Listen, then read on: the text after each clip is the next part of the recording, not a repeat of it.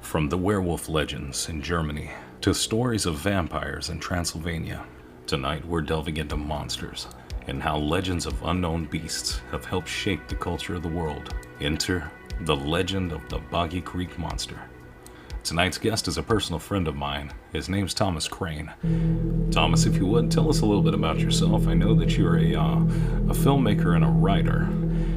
I'm a writer by trade, storyteller, and I'm a big fan of Americana and various aspects of, I guess you could call it Southern Gothic, is what I've come to associate it with it. That's pretty interesting. I've never heard of Southern Gothic before. Could you elaborate a little bit on that? Sure. So Southern Gothic is a style that's kind of gotten bigger in recent years. It's an offshoot of what began in the old days of the general idea behind Southern Gothic is to take the general conceits of Gothic literature and the genre itself, castles and bats and vampires and stuff, and kind of transpose that into the Southern setting, which, is a lot easier to do in, say, Louisiana with Lougarou and the vampires in those areas. But I prefer to do the stuff, the idea of all the Everglades here in Florida and Texarkana and what have you, and the things that may or may not still be lurking out in the dark corners of the South. Oh, 100%. So I like the idea of that. It really seems like cryptozoology and dark things in our legends really had an impact in shaping our culture. Oh, I agree, 100%. And so having said that, there's a lot of legends around America, and one of them being the Boggy Creek Monster. I know you decided to call in tonight to talk a little bit about that. What kind of knowledge can you bring to the table? I've been a fan of the legend of Boggy Creek pretty much as long as I can remember.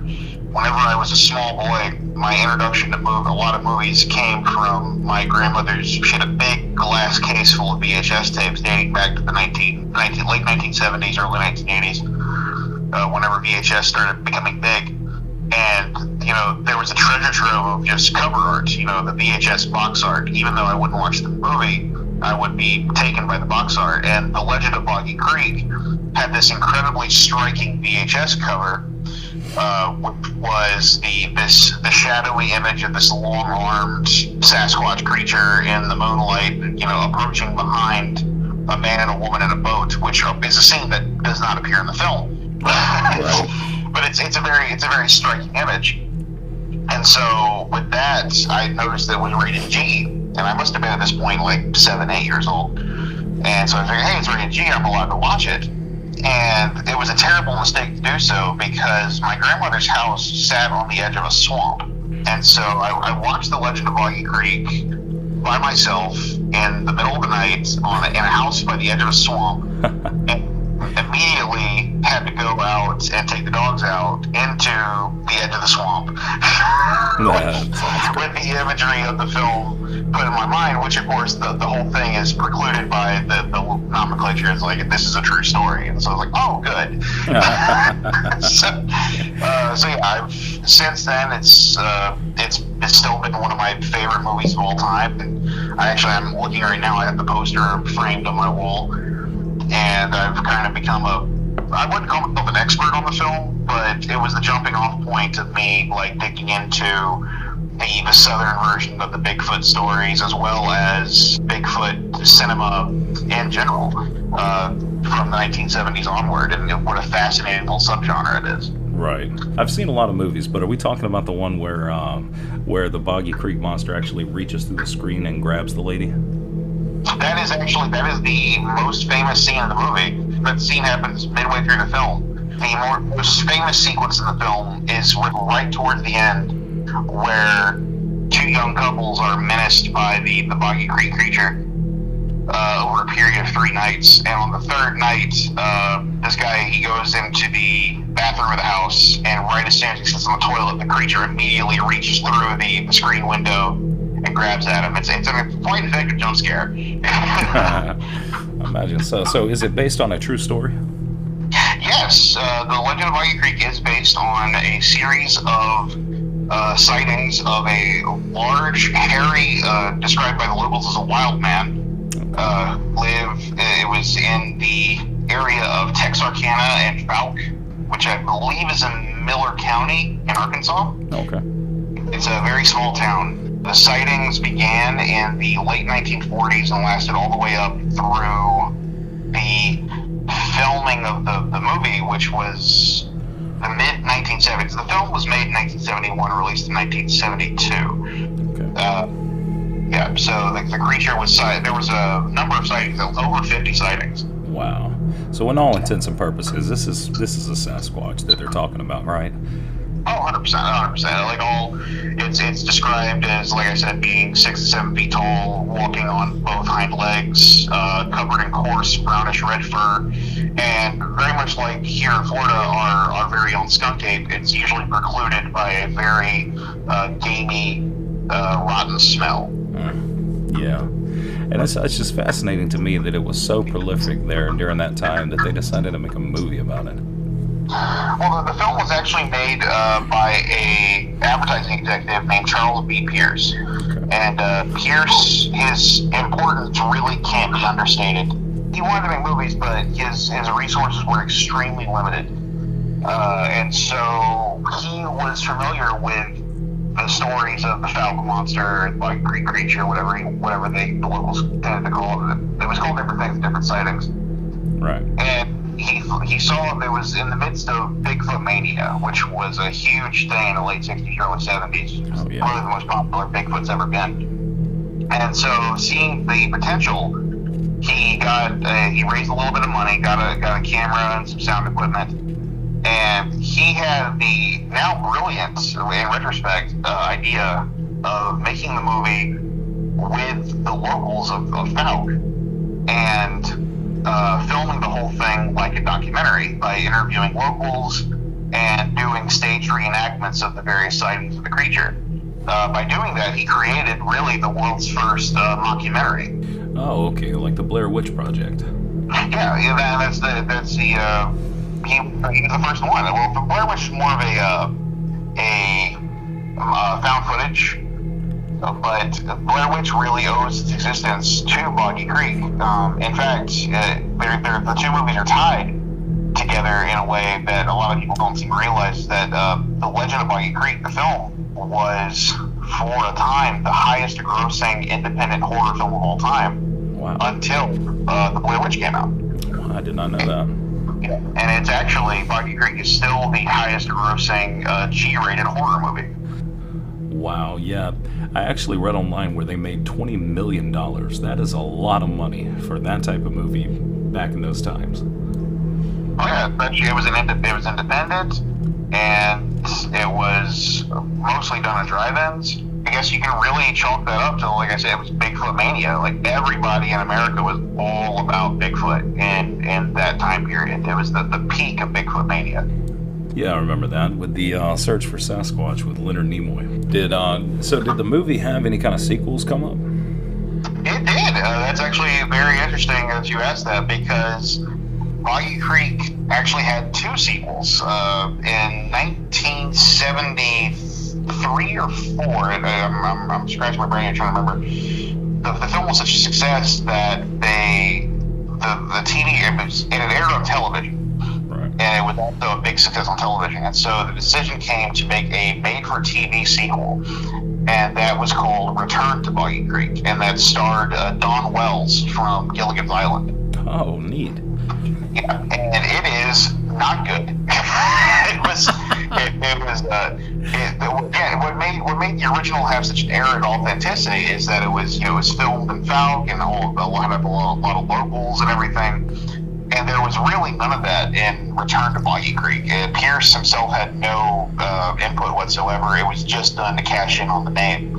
And the movie itself is miserable. It's basically the story of 3 kids who are living in Fouke, and they're dealing with the death of their dad, and they keep wandering out into the woods. And the Falcon monster itself doesn't show up until the last 10 minutes of the movie, where it rescues the children from a thunderstorm. Oh, okay. But the thing is that Pierce was so put off by the fact that they made a sequel without his input that he, a few years later, made his own sequel. So this is very much a Halloween situation where you've got, Halloween 2, but then you've also got Halloween 2.0, which is Halloween 2, and then Halloween, which is a direct sequel to Halloween. He made his own sequel, did not reference Return to Boggy Creek whatsoever, and his film was called Boggy Creek 2 and the Legend Continues. And it is also terrible. Wow. Wow. It is, but it's terrible in a different way in that it's one of my very favorite bad movies.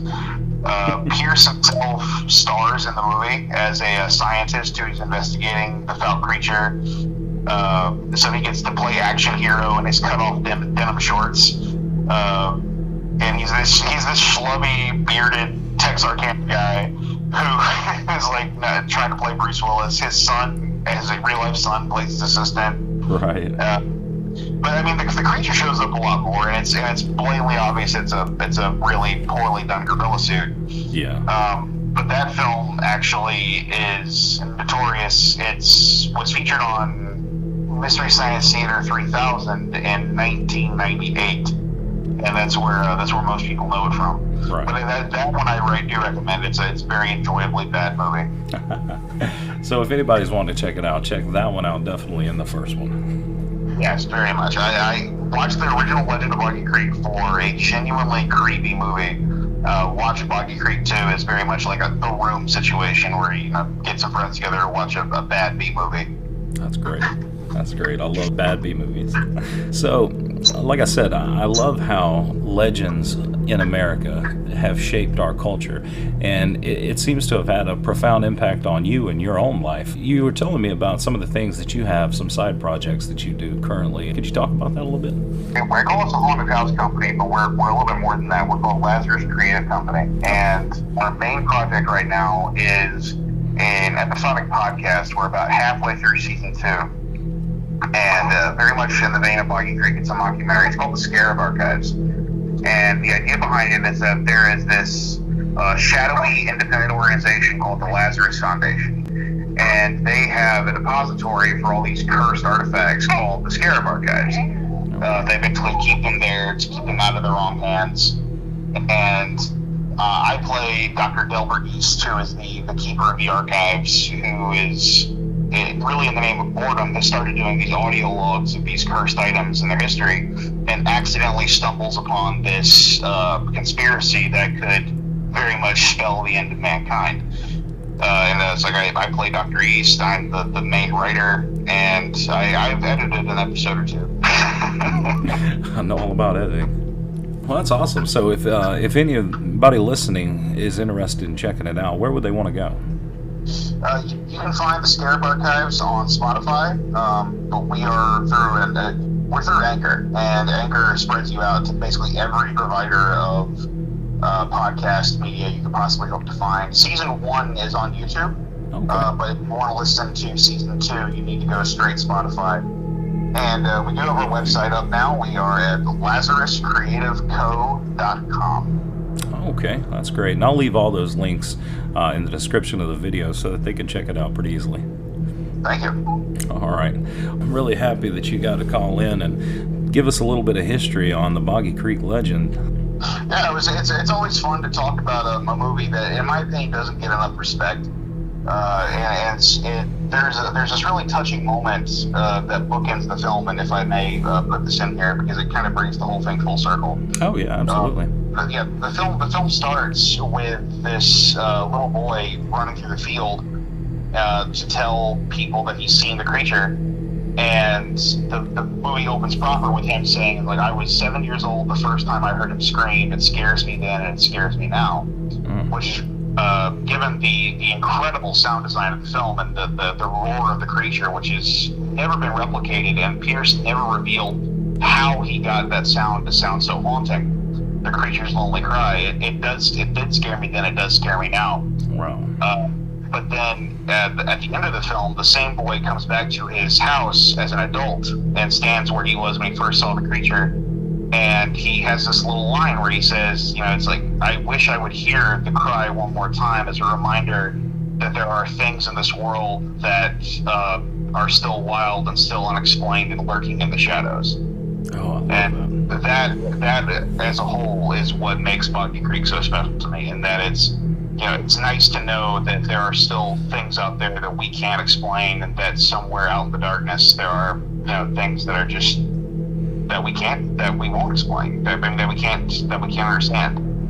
Right. Oh yeah, definitely. That's the whole reason why I do this podcast. All right. Well, I really appreciate you calling in. Absolutely, but anytime you want to talk about movies and stuff that happens to relate to things, like I could probably find some other stuff dealing with other cryptids. I'm a bit of a connoisseur of those kind of films, so. Yeah, I think we're going to make this a regular thing. Have you call in and we'll talk about some of the movies that have impacted our culture pertaining to crypto and paranormal phenomenon. Oh, sure, yeah. I could talk all the day about, Boggy Creek and Willow Creek, which is the spiritual successor, and all kinds of stuff, so. That sounds great. All right, buddy. Well, have a great night. I want to thank everyone for listening to the Nightmare Creatures podcast tonight. And if you're interested in hearing more episodes like this about crypto movies and just horror movies in general that pertain to real-life creatures like Sasquatch or Dogman, leave a comment down below and let me know what you think. And remember, there's no such things as fairy tales.